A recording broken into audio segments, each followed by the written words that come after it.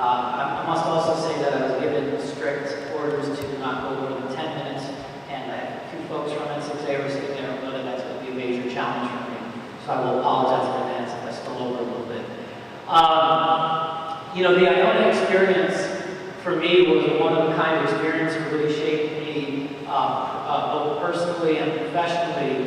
And you know, I look at where we are today as a business and where I've grown on a professional level, and every single part of the fabric of both our business and my professional development really traces its roots back to this campus and this beautiful community here in New York. And you know, in thinking through how I was going to maximize the most of the next 10 minutes and really try to share some words of advice as you guys enter the working world, I thought what better way to do that than to talk you through some of the taglines and the mantras that we've adopted in our own business at N6A over the past 6 or 7 years that have really helped shape our success. So that's what I'm going to do. I'm going to share our 6 taglines. We do everything in sixes at N6A as our marketing, soon-to-be marketing grads can appreciate to sort of get our name out there and differentiate ourselves from other agencies. We do things in sixes to show our roots and as an homage to our name. So let me kind of walk you through each of those and the stories behind them. And hopefully you can glean some advice and some level of help as you get your careers kicked off from this.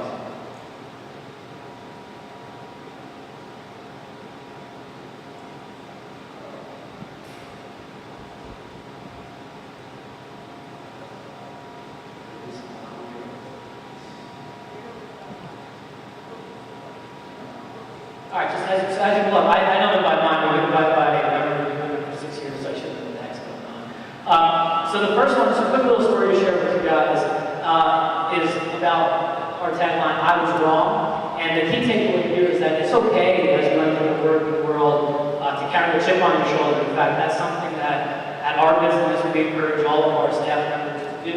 And so a good little story here. When I started at N6A 6 or 7 years ago, I didn't really have a lot, you know.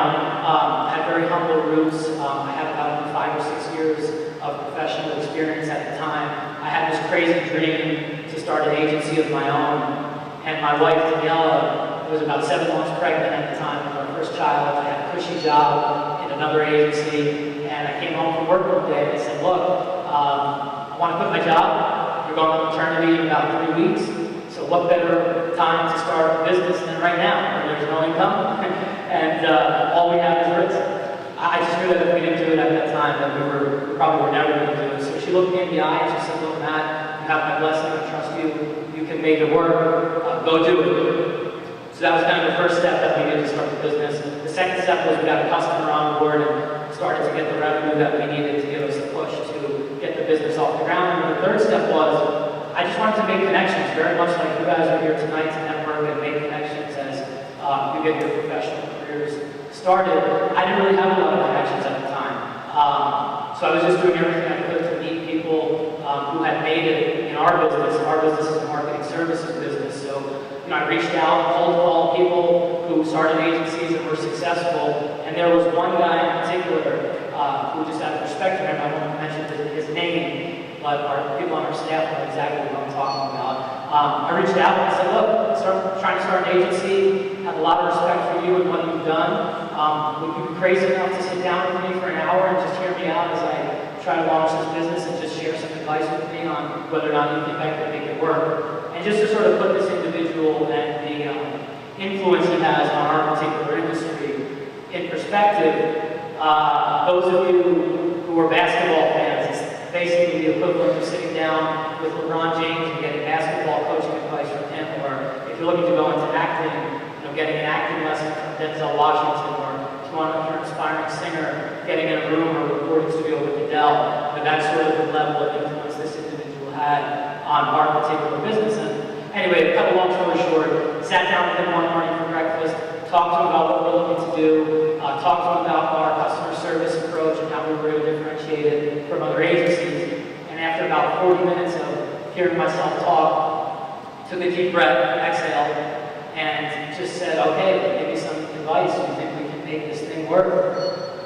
And he said, Matt, he said, I have no doubt that you will be successful. I have no doubt that N6A, what you are going to stand for, will be successful. But you brought me here today because you wanted my honest advice. My honest advice to you is do not start this business. It's 2009, the economy was terrible. For those of you who were fortunate enough to have not been in the working world in 2009, it was very difficult to find jobs, very difficult to start a services business. So he said, look, don't start the business now. Hang tight, build your personal brand out. Do this 3 or 4 years from now once the economy improves. And being a stubborn Italian kid from New York with an Iona degree, what did I do? Started N6A the next day, we're open for business. And fast forward now several years later, we had established ourselves, we built our business, we really started to build a very strong reputation within the marketing services landscape. And we were named, as Lizzie mentioned before, we were named one of the 10 fastest growing agencies in the entire United States. There are thousands and thousands of agencies in a very, very competitive industry. We were named one of the 10 fastest growing.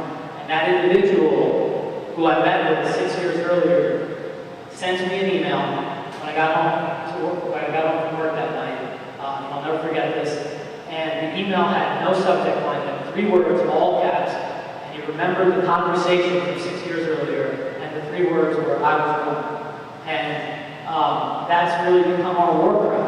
And everyone who comes into the doors of N6A now in Soho, and I encourage you, in fact, I welcome everybody to drop by our office and hang out with us one day, just to experience sort of our culture and our way of working. That's really what drives us. I guarantee you that as you enter the working world, there will be somebody right now who's going to tell you, you cannot do this, you can't do it. And as you do it, and you go to the next level, there's going to be someone who says, you can't take that next step. And that's been the story of our lives for the past 6 years. Beginning with a little coffee shop 6 years ago, somebody told me I couldn't start an agency. And then 2 years later, they said, all right, cool, you started this agency, try to grow it, try to scale it, you can't do that. Well, guess what, we did. And here we are 6 years later with a lot of unfinished business, and there's a lot left to prove, and we have a lot of people telling us that we can't take that next step as a global brand.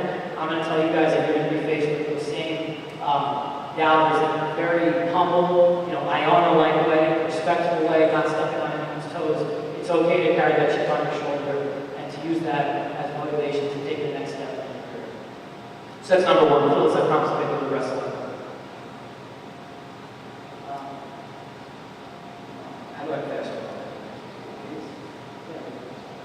All right, I did this in hashtag format for our millennial audience, by the way.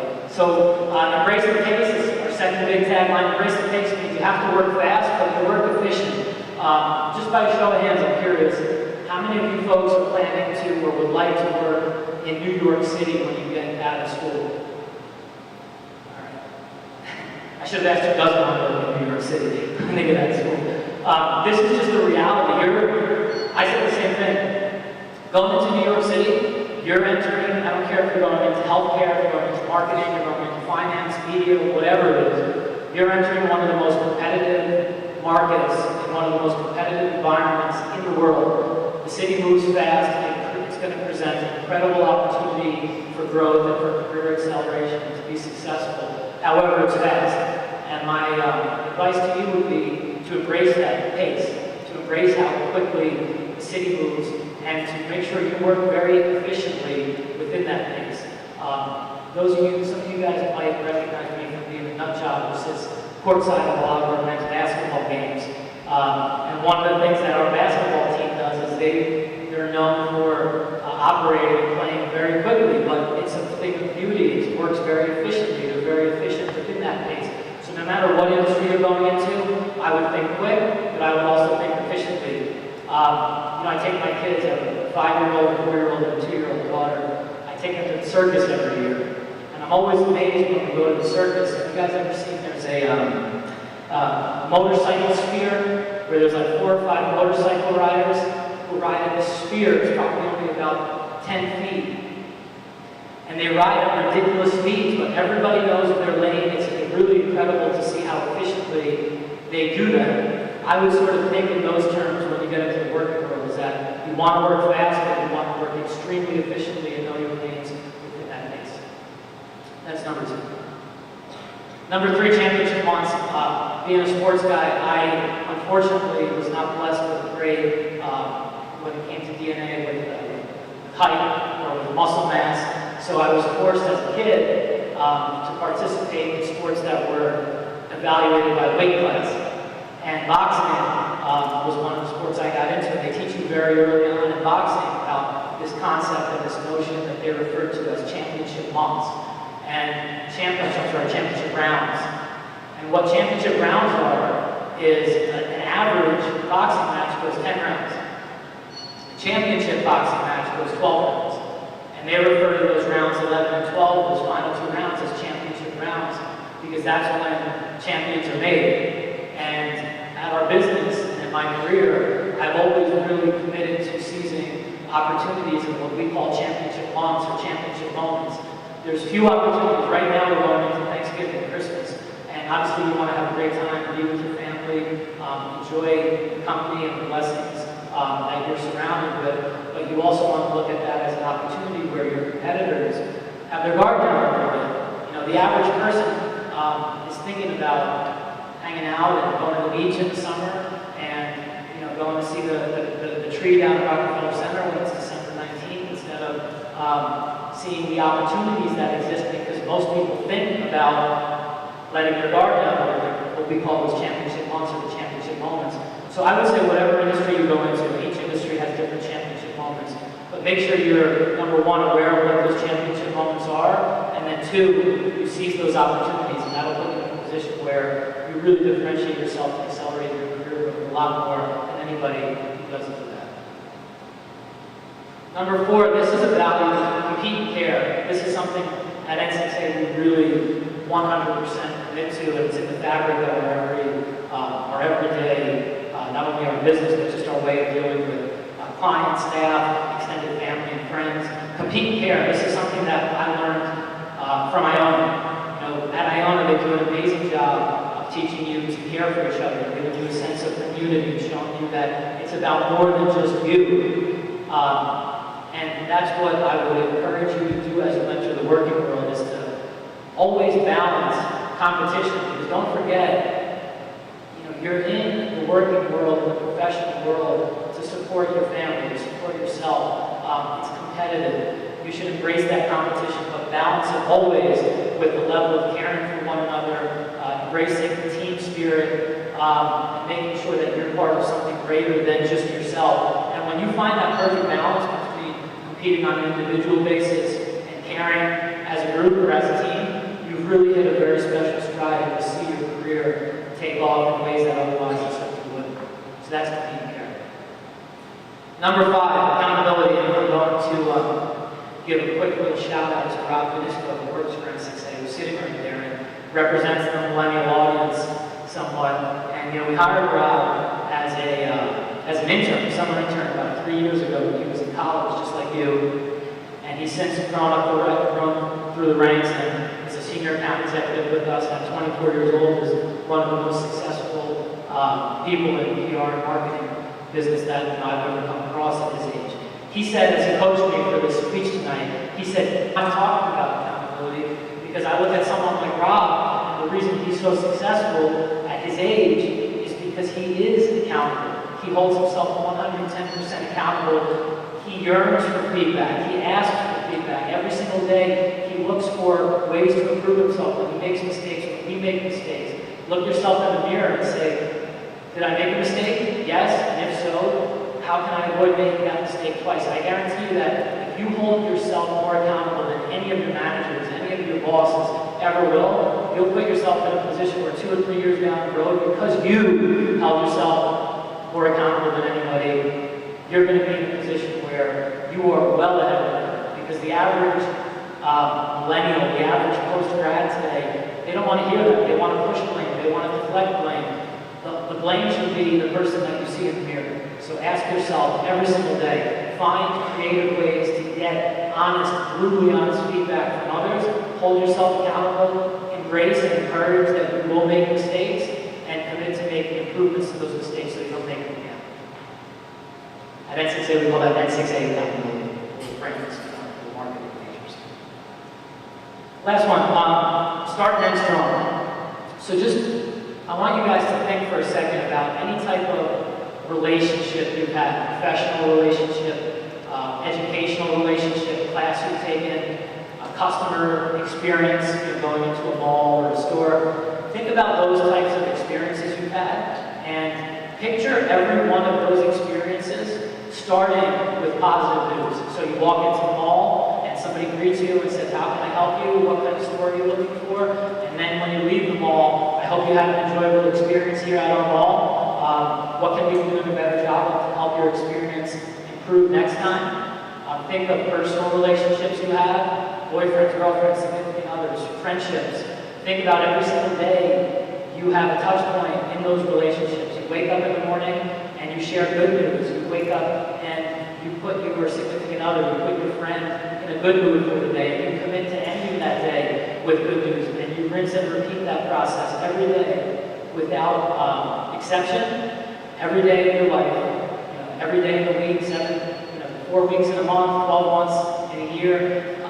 That's how I want you to approach relationships when you get into the working world, because that'll differentiate your own brand and your own experience that you're delivering to your bosses, to your customers, whomever they might be, your students, when you enter the working world. Every single relationship, start being touch point strong, end it strong, and then just manage the middle. All right, and then just a few quick tips I wanted to give. Feel free to take these for what they're worth before we jump off. I don't think those do. I'll do it. Number one is take foul shots. Basketball practice, they teach you, or they don't teach you, the good basketball players at the end of every practice, beginning in junior high school, then in high school, on to college. I'm sure Coach Cruz will tell you his best players are the ones who stay practice, who stay after practice late, and they focus on taking foul shots. They do little things to spend extra time to make improvements to their game. Do the same when you enter the work world. I've done that at every step in my career. When I was an intern, I took what I call foul shots. I ended every day identifying 5 potential contacts or job leads that would help me establish my career. I would make connections with those 5 people, and over the course of a day, it might not make a tremendous impact, but you talk about doing 5 new contacts every day, 5 days a week. That's 25 contacts per week, that's 100 per month, that's over 1,000 per year. Think about the impact and the difference that would make over the course of a year. So I encourage you, in whatever job field you're going to, take foul shots, whatever those foul shots are. Meet new people, reach out to prospective employers, talk to people who ultimately down the road could teach you a little bit about management or leadership. Whatever those foul shots are, you decide, but make sure you take it. You're probably not going to see a lot of people who tell you to think like a car dealership. And in a lot of ways, I encourage you not to think like a car dealership, but here's one way in which I do. And this is a tip for you as you grow in your careers and you take on more management tasks and you ultimately become people's bosses. You're going to be responsible for managing many different personalities, many different work styles, and yet bringing them together in a very cohesive manner that makes them work efficiently, right? So I encourage our folks in our office to think like a car dealership. One thing we ask everybody before they join N6A is they take a personality survey. And we say, there's about 20 or so cars. And we say, which of the following cars do you feel best describes you and your work ethic and your personality and your style? And there's all sorts of cars. We have the Porsche, goes 0 to 60 in no time, but it'll break down. And it costs a lot of money to fix, by the way. We have the Volvo, who gets you very safely from point A to point B, really no frills, but always gets the job done, very reliable. And there's several other cars. As you go into the world of management, think of your people as cars, and it's your job to bring all of these cars together in a way that's very cohesive and brings a value add to whatever field you go into. So you come into N6A with 35 people or so today, we have everything. We have the Volvo, we have the Porsche, we have the Cadillac, we have the boss of the road who calls all the shots. We have the Ford Focus, which is the heaviest car of the year, but I think nobody knew about that because they fly under the radar. We have all these personalities, and I view it as my job, and our vice presidents and our managers ultimately pass it down. It's everyone's job to make sure we're managing our business so that we're taking the best of different personalities, but bring them together in one so that they're working more efficiently than they would if we just had one type of personality across the board. And last, take out the garbage, please. This is something that I've done ever since we started our business to send a message. Every single week, I've kind of done a bad job of this the past year or two, but I think I try to make up for it in other areas. But don't be afraid to take out the garbage. I used to take out the garbage every single week when we started our business. And it was for no other reason than to send a message that no task was above me and no task was below me. And that's an important message. It's going to be very impressionable as you enter the workforce and get exposure to bosses, to managers. Take out the garbage. I'm talking metaphorically, by the way, not necessarily literally. But do whatever it takes to show people that you're not afraid to get your hands wet, to get dirty, roll up your sleeves, and get the job done. Take out the garbage, take foul shots, hold yourself accountable. It's all very little things, but what you'll find in your career is that the average person in the workforce is not doing these little things. If you commit to doing little things like this, you will see your career growth accelerate, you'll differentiate yourself, and by the way, you'll come back to Iona 10 years later and you'll say, thank you, Iona, for teaching me these little things that other schools and other programs don't, because you embrace community, and you embrace friendship, and you embrace a really ethical, value-driven education system like no one else does. So that's my words of advice to you. I thank you guys for having me. I'm really honored to be here.